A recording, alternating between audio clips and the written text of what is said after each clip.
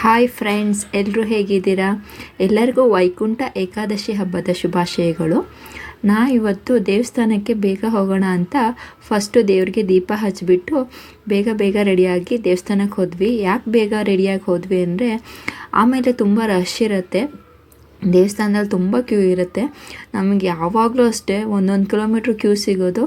So ಈ ಸಲನಾರು ಸ್ವಲ್ಪ ಬೇಗ ಸಿಗಲಿ ಅಂತ ಹೇಳಿಬಿಟ್ಟು ದೀಪ ಹಚ್ಚಿಬಿಟ್ಟು ಹಾಗೆ ಬೇಗ ಹೋದ್ವಿ. ನನ್ನ ಮಗಳು 7 ಗಂಟೆಗೆ ಸ್ಕೂಲ್ಗೆ ಹೋಗೋದ್ರಿಂದ ಅವಳಿಗೊಬ್ಬಳಿಗೆ ಮಿಸ್ ಆಯಿತು. ಸೊ ಇನ್ನೊಂದು ಸಲ ನಾನು ಆಮೇಲೆ ಕರ್ಕೊಂಡು ಹೋಗೋಣ ಅಂತ ಇದ್ದೀನಿ.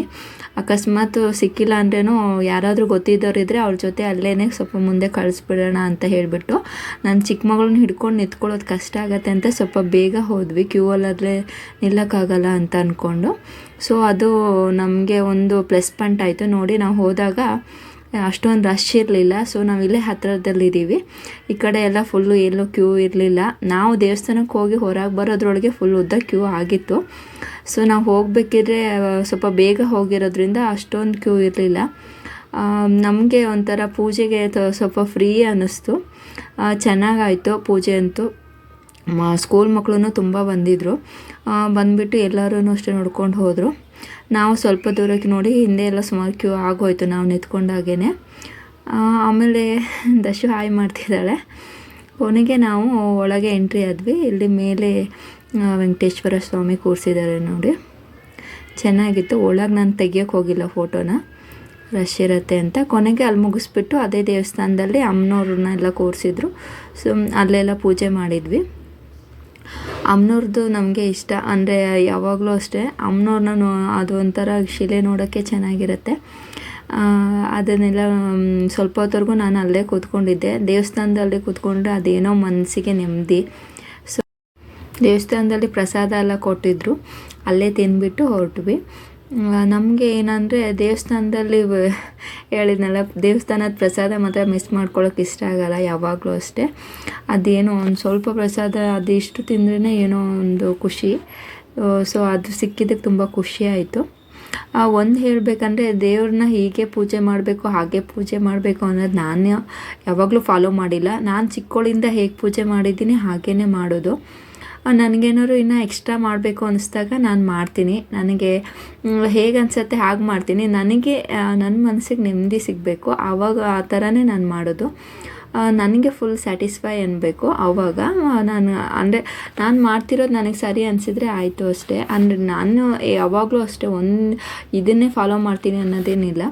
ಸೊ ನನಗೆ ಉಪವಾಸ ಈ ಸಲ ಅವಲಕ್ಕಿ ತಿಂದ್ಬಿಟ್ಟು ಉಪವಾಸ ಮಾಡಿದೆ.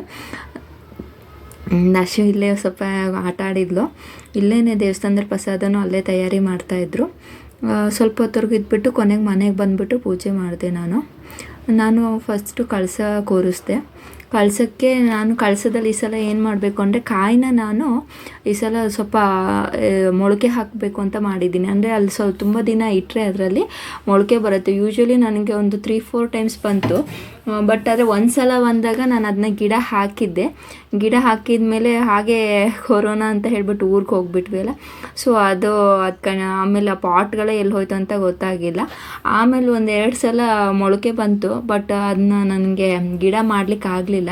ಸೊ ಅದಕ್ಕೆ ಈ ಸಲ ನಾನು ಮೊಳಕೆ ಮಾಡಬೇಕು ಅಂತ ಅಂದ್ಕೊಂಡಿದ್ದೀನಿ. ಯಾಕಂದರೆ ನಾನು ಯಾರ್ದೋ ಮನೆಗೆ ಹೋದಾಗ ಅವ್ರ ಮನೆಯಲ್ಲೇ ಮೊಳಕೆ ಬಂದು ಫುಲ್ಲು ಸುಮಾರು ಎತ್ತರ ಆಗಿತ್ತು. ಅದನ್ನ ನೋಡಿ ಮತ್ತೆ ನನಗೆ ಮೊಳಕೆ ಮಾಡಬೇಕು ಅಂತ ಅನ್ನಿಸ್ತಿದೆ. ಅದು ಆ್ಯಕ್ಚುಲಿ ಅದು ಒಳ್ಳೆಯದು. ಅದೇನೋ ಒಂದು ಖುಷಿನೂ ಸಿಗುತ್ತೆ. ಅದನ್ನ ನೋಡಿ ನನಗೆ ಮತ್ತೆ ಮಾಡಬೇಕು ಅನ್ನಿಸ್ತಿದೆ. ಅದಕ್ಕೆ ನಾನು ಈ ಸಲನೂ ಮೊಳಕೆ ಮಾಡೋಣ ಅಂತ ಇಡ್ತಾಯಿದ್ದೀನಿ. ಅಂದರೆ ಮೊಳಕೆ ಮಾಡೋಕ್ಕೆ ಹೇಗೆ ಮಾಡಬೇಕಂದ್ರೆ, ಇದರಲ್ಲಿ ನೀರಿರುತ್ತೆ ಅಲ್ಲ, ಅದು ಫುಲ್ ಇರಬೇಕು. ಫುಲ್ ನೀರು ಆ ಕಾಯಿಗೆ ಟಚ್ ಆಗ್ತಾ ಇರಬೇಕು. ಆವಾಗ ಮಾತ್ರ ಮೊಳಕೆ ಬರೋದು. ಮತ್ತು ಆ ಕಾಯಿನ ತೆಗಿಬಾರ್ದು. ನಾವು ನೆಕ್ಸ್ಟ್ ಪೂಜೆ ಮಾಡೋಕ್ಕೂ ಸೇಮ್ ಅದೇ ಕಾಯಿನೇ ಯೂಸ್ ಮಾಡ್ತಾ ಇರಬೇಕು. ನೀರು ಆರಲ್ಲ ಅದರಲ್ಲಿ. ಆಮೇಲೆ ಲೈಟಾಗಿ ಆರುತ್ತೆ. ಆರೋದ್ರೊಳಗೇ ಮೊಳಕೆ ಬಂದಿರುತ್ತೆ. ಫುಲ್ ಇನ್ನೇನು ಹೋಗುತ್ತೆ ಅನ್ನೋ ಟೈಮಲ್ಲಿ ಮೊಳಕೆ ಬಂದುಬಿಟ್ಟಿರುತ್ತೆ, ನಮ್ಗೆ ಗೊತ್ತಾಗುತ್ತೆ. ಸೊ ಅದಕ್ಕೆ ಅದನ್ನು ಇಡ್ತಾ ಇರಬೇಕು. ನೀರು ಟಚ್ ಆಗ್ತಾ ಇರಬೇಕು. ನಾವು ಶುಕ್ರವಾರ ಆಗಲಿ ನೀವು ಯಾವ ವಾರ ತೆಗಿತೀರ ಆ ನೀರನ್ನ ಮತ್ತೆ ಫುಲ್ ಹಾಕಬೇಕು. ಬಿಂದಿಗೆ ತುಂಬ ಹಾಕಿಬಿಟ್ಟು ಅದೇ ಕಾಯಿನೇ ಇಡ್ತಾ ಬಂದರೆ ಮೊಳಕೆ ಬರುತ್ತೆ. ಯಾರಿಗಾದ್ರೂ ನಿಮಗೆ ಖುಷಿಯಾಗಿದ್ದು ಆ ಮೊಳಕೆ ಬರೆಸ್ಬೇಕು ಅನ್ನೋ ಇಂಟ್ರೆಸ್ಟ್ ಇದ್ದರೆ ಆ ಥರ ಮಾಡ್ಬೋದು. ನೀವು ಟ್ರೈ ಮಾಡಿ. ನಾನು ಹಾಗೆ ಇಟ್ಬಿಟ್ಟು ಪೂಜೆ ಮಾಡಿದೆ. ನಾನು ಈ ಕಾಯಿನ ಮೊಳಕೆ ಬರ್ಸೋಣ ಅಂದ್ಕೊಂಡಿದ್ದಕ್ಕೋಸ್ಕರ ನಾನು ಸೇಮ್ ಕಾಯಿನ್ನೇ ಇಡ್ತಾಯಿದ್ದೀನಿ. ಕೊನೆಗೆಲ್ಲ ಪೂಜೆ ಮಾಡಿದೆ ನಾನು. ಎಲ್ಲ ಹೂವೆಲ್ಲ ತಂದುಬಿಟ್ಟು ಎಲ್ಲ ರೆಡಿ ಮಾಡಿಬಿಟ್ಟು ಪೂಜೆ ಮಾಡಿದೆ. ನನಗೇನೋ ಒಂದು ನೆಮ್ಮದಿ, ದೇವ್ರ ಪೂಜೆ ಮಾಡೋದ್ರಲ್ಲಿ ಏನೋ ಒಂದು ಖುಷಿ ನನಗೆ. ಎಷ್ಟೊತ್ತವರೆಗೂ ಅನಿಸುತ್ತೆ ನನಗೆ ಅಷ್ಟೊತ್ತವರೆಗೂ ನಾನು ಅಲ್ಲಿ ಪೂಜೆ ಮಾಡ್ತೀನಿ. ನಾನು ತುಂಬ ಹೊತ್ತವರೆಗೂ ಏನು ಕುತ್ಕೊಂಡು ಮಾಡಲ್ಲ. ನನಗೆ ಇನ್ನೂ ಸ್ವಲ್ಪ ಹೊತ್ತು ಕುತ್ಕೋಬೇಕಂದ್ರೆ ಅಲ್ಲೇ ಕುತ್ಕೊಂಡು ಜಪ ಮಾಡ್ತೀನಿ, ಇಲ್ಲ ಅಂದರೆ ಸ್ವಲ್ಪ ಹೊತ್ತವರೆಗೂ ಪೂಜೆ ಮಾಡಿಬಿಟ್ಟು ಆಮೇಲೆ ಏನಂದರೆ ಒಬ್ಬೊಬ್ಬರು ನೀರನ್ನು ಸೇವಿಸದೆ ಉಪವಾಸ ಮಾಡ್ತಾರೆ. ಆ ಥರ ಬೇಕಿದ್ರೂ ಮಾಡ್ಬೋದು, ಅಥವಾ ಫಲಹಾರ ಅಂದರೆ ಹಣ್ಣುಗಳು ಮಾತ್ರ ಸೇವನೆ ಮಾಡಿನೂ ಮಾಡ್ಬೋದು. ಈ ಏಕಾದಶಿಲಿ ಏನಂದರೆ ದೇವ್ರ ಮುಖ ಅಂತೂ ನೋಡಲೇಬೇಕು. ಸೊ ಎಲ್ಲರೂ ನಾನು ಹೇಳೋದಂದರೆ ನಿಮಗೆ ಆದರೆ ಹೋಗ್ಬಿಟ್ಟು ದೇವ್ರ ಮುಖ ಮಾತ್ರ ನೋಡ್ಕೊಬನ್ನಿ. ಅದರಲ್ಲಿ ಏನೋ ಒಂದು ಖುಷಿ ಸಿಗುತ್ತೆ. ಸೊ ಅವತ್ತಿನ ದಿನದ್ದು ನಮಗೆ ಪ್ರಾಪ್ತಿ ಅನಿಸುತ್ತೆ. ಈ ವರ್ಷ ಎಲ್ಲ ಒಂಥರ ಶುಭವಾಗಿರುತ್ತೆ.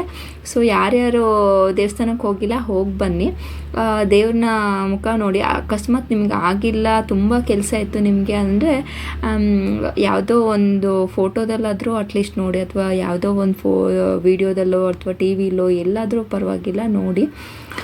ಈ ವೈಕುಂಠ ಏಕಾದಶಿನ ಹೀಗೆ ಮಾಡಿ ಹಾಗೆ ಮಾಡಿ ಅಂತಿಲ್ಲ, ನಿಮಗೆ ಹೇಗೆ ಇಷ್ಟ ಇರುತ್ತೆ ಆ ಥರನೇ ಮಾಡಿ. ಆಗಿಲ್ಲ ಅಂದರೆ ಅಟ್ಲೀಸ್ಟ್ ಒಂದು ಹಾಗೆ ಒಂದು ಚಿಕ್ಕದು ನಮಸ್ಕಾರನಾದರೂ ಹಾಕಿ. ಮತ್ತು ನಾನು ಹೇಳೋದೇನೆಂದರೆ, ನಾನು ಹೀಗೆ ಮಾಡೋ ವಿಧಾನದಿಂದ ನಂಬಿಕೆ ಇಲ್ಲ ಅಂದರೂ ಪರವಾಗಿಲ್ಲ, ನಿಮ್ಮ ಇಷ್ಟದಂತೆ ಮಾಡಿ ಅಂತ ನಾನು ಹೇಳ್ತೀನಿ. ನಮಗೆ ಯಾವ ಥರ ಅನುಕೂಲ ಆಗುತ್ತೆ ಆ ಥರ ಮಾಡಿದ್ರೆ ಒಳ್ಳೆಯದು. ಹೀಗೆ ಮಾಡಬೇಕು ಅಂತ ಫಾಲೋ ಮಾಡೋದಕ್ಕಿಂತ ನಮಗೆ ಇಷ್ಟ ಆದಾಗೆ ಮಾಡ್ಕೊಂಡು ಹೋಗೋದು ನನಗೆ ಇಷ್ಟ. ಮತ್ತು ಏನಂದರೆ ಯಾವಾಗಲೂ ಅಷ್ಟೇ ನಮ್ಮ ದೇವ್ರದಲ್ಲಿ ಭಕ್ತಿ ಇರಲೇಬೇಕು.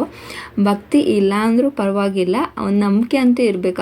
ಅದರಿಂದ ಸಿಗೋ ಪಾಸಿಟಿವಿಟಿ ಇದೆಯಲ್ಲ, ಅದರಲ್ಲಿ ಯಾರೂ ಕೊಡೋಕ್ಕಾಗಲ್ಲ. ಅದು ಏನೋ ಒಂದು ನಾವು ನಂಬಿಕೆ ಇದೆಯೋ ಇಲ್ಲೋ ಅದು ನಮಗೆ ಗೊತ್ತಿಲ್ಲ, ಆದರೆ ಅದರ ಪಾಸಿಟಿವಿಟಿ ಮಾತ್ರ ಇದ್ದೇ ಇರುತ್ತೆ. ಅದನ್ನ ಪೂಜೆ ಮಾಡಿದವ್ರಿಗೆ, ಅದನ್ನ ನೋಡಿದವ್ರಿಗೇ ಗೊತ್ತಾಗೋದು. ದೇವ್ರನ್ನ ಹೂವು ತಗೊಬಂದ್ಬಿಟ್ಟು ದರ್ಶನ ಮುಡಿಸು ಅಂತಿದ್ಲು, ಅದಕ್ಕೆ ಆ ಹೂವನ್ನ ಅವಳಿಗೆ ಮುಡಿಸ್ತಾ ಇದ್ದೀನಿ. ಅವಳಿಗೆ ಅದೇ ದೇವ್ರ ಸ್ಥಾನದಲ್ಲಿ ದೇವ್ರದ್ದು ಹೂವು ಅಂದರೆ ಇಷ್ಟ. ನನ್ನ ದೊಡ್ಡ ಮಗಳು ಅಷ್ಟೇ, 2 ಹೂವು ತೊಗೊಂಡ್ಬಿಟ್ಟು ಈ ಕಡೆ ಒಂದು ಜುಟ್ಟಕ್ಕೆ ಆ ಕಡೆ ಒಂದು ಜುಟ್ಟಕ್ಕೆ ಮುಡಿಸ್ಕೊತಾಳೆ. ಇವಳು ಅದಕ್ಕೆ ಮುಡಿಸ್ಕೊತಾ ಇದ್ದಾಳೆ. ನೋಡಿ, ನಮ್ಮ ವೈಕುಂಠ ಏಕಾದಶಿ ಹೀಗಿತ್ತು. ಎಲ್ಲರಿಗೂ ವೈಕುಂಠ ಏಕಾದಶಿ ಫಲ ಪ್ರಾಪ್ತಿಯಾಗಲಿ, ನಿಮ್ಮಗಳು ಈಡೇರಲಿ. ನನ್ನ ಪೂಜೆ ಇಷ್ಟು ಸಿಂಪಲ್ಲಾಗಿ ಹೀಗೆ ನೆರವೇರ್ತು. ನಿಮಗೆ ನನ್ನ ಪೂಜೆ ಇಷ್ಟ ಆದರೆ ಲೈಕ್ ಮಾಡಿ, ನಮ್ಮ ಚಾನಲ್ನ ಸಬ್ಸ್ಕ್ರೈಬ್ ಮಾಡಿ, ಮತ್ತು ನೀವು ಹೇಗೆ ಪೂಜೆ ಮಾಡಿದ್ದೀರಾ ಅಂತ ಕಮೆಂಟ್ ಮಾಡಿ. ನಿಮಗೆ ನಮ್ಮ ವ್ಲಾಗ್ಸ್ ಇಷ್ಟ ಆಗಿದೆಯಾ ಒಂದು ಕಮೆಂಟ್ ಮಾಡಿ. Thank you. ಸರ್ವೇ ಜನ ಸುಖಿನೋ ಭವತು.